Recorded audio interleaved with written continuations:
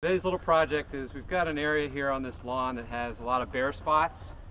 See the bare spots here, kind of holes all through it. We're going to take some Coast of Maine Monhegan blend black earth. I've got 5 bags of it. And I'm going to put it a little heavy in the holes and then spread it over this whole area nice and smoothly. I'm going to take some grass seed, which is a fescue blend. Fescues are a lot more hardy grasses, so I like fescues and rye a lot better than bluegrass. Bluegrass is kind of needy. This is a good blend here. It's called cottage blend. And then it's a small area. I don't need a lot of starter fertilizer. I've got some Bradfield Organics all-purpose. I'm just going to sprinkle that through the area, rake it all in, seed it again just to make sure we have seed all throughout the compost and the grass. And then we're going to take Coast of Maine Heuristic Blend, which is our straw mulch, and just lightly top dress the whole thing to help hold the moisture in. So we're going to go through all those steps and get it on film for you. Feels kind of mean to take this beautiful artwork and slice it. That makes it a lot faster.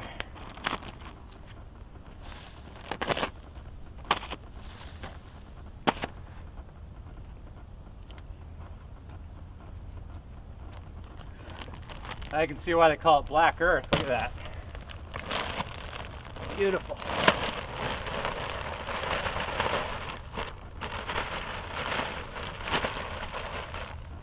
I know I want some extra over here by the rocks.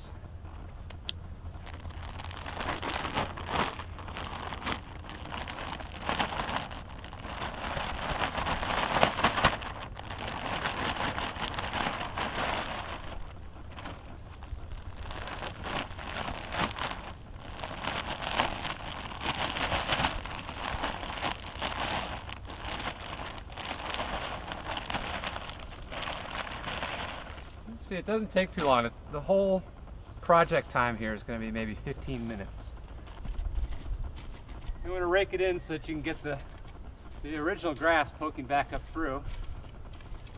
So this compost is actually going to go quite a long ways. It doesn't take a lot of compost to make a big difference in the quality of the soil. You can see how far we went with 5 bags. Alright, so I've left it, you can see here, I've left it pretty heavy against the rocks. There wasn't much grass there to start with.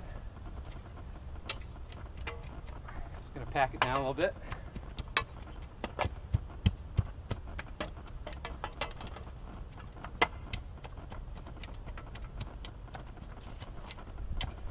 So the compost naturally filled in the low spots pretty well.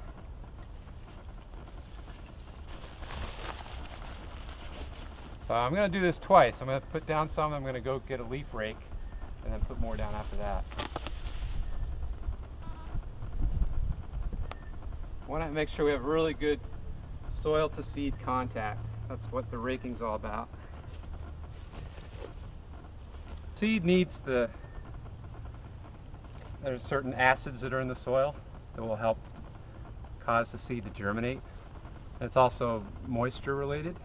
So the more the seed is in contact with the soil, or even has a slight covering of soil, it'll help keep the moisture in. And that's critical during the germination phase. You can imagine as soon as that seed germinates, if it were to dry out at that point, it would die. So it really helps to have a little bit of contact with the soil. I like to have it actually underneath, maybe a 1/16 of an inch would be perfect. So I put down quite a bit of seed and then I rake it, and that ensures that I get quite a bit of it at that proper depth.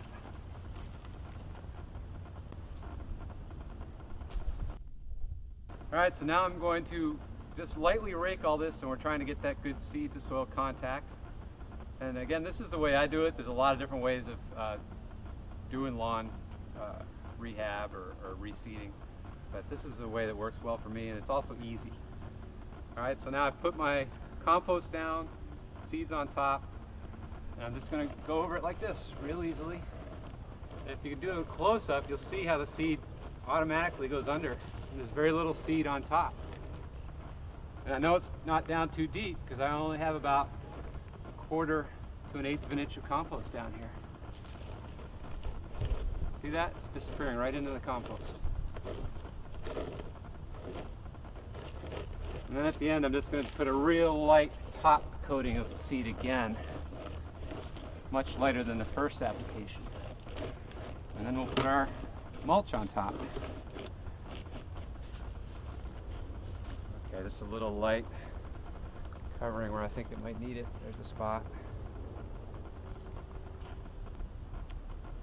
Alright, and the next step is just to put a little bit of the rustic mulch hay on here. This particular project has grass existing in it already, so the existing grass is going to protect the new seed to some extent. But especially down there, you can see there's a lot of bare compost. Some of the holes are pretty bare of grass, so the mulch is going to help a lot to protect that from drying out.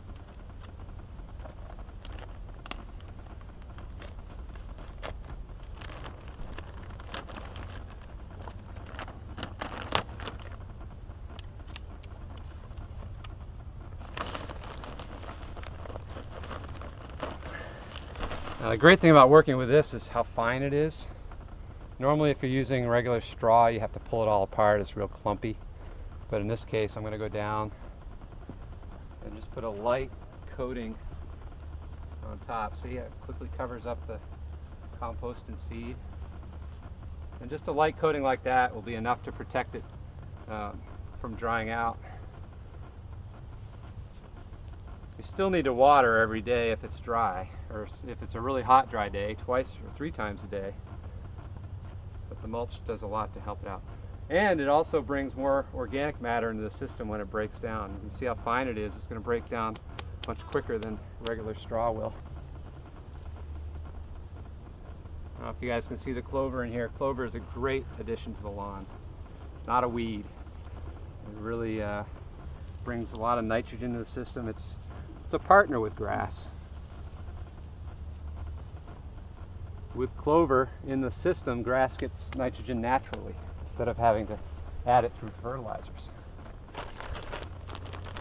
This mulch is put through a dehydrator, and what's important about having dehydrated mulch is that the weed seeds get cooked, and they're going to die. Most living things will lose their ability to germinate around 113 degrees. Enzymes are the same way. So this is dry, so it doesn't have the weed seeds in it, doesn't have any pathogens, and it's a lot lighter, of course, in the bag for being dry. So there are other uses for this mulch besides doing lawn renovations and seeding. One of the better uses for it is in your vegetable garden or even in your rose garden. For vegetable gardens, you can put it down later in the season to keep weeds down, and at the end of the season just turn it right into the soil, and that's going to be a great food for the soil all winter long. And then for roses and prized ornamentals, peonies, things like that, you want to put it down after you have a couple of hard frosts, and then you can put it up against the plant maybe 3 or 4 inches deep to protect the roots from getting too cold, protect that first few inches of stalk. Now the reason you want to wait till some hard frost is because if you put it down too early, the rodents will get in there and make a home in it, because they like the insulation and protection that it offers, just like the plant does. All right, I'm adding some starter fertilizer to the top. You could add this fertilizer anytime. I'm using a Bradfield all-purpose. It's a meal. It's very fine, and I could have put this down at any point during the process. As far as the total cost of this project here that we just did with 5 bags of Coast of Maine, we're probably at around $50 to $60. And when you see the improvement that we've made to this area, it'll be a great investment, you'll see.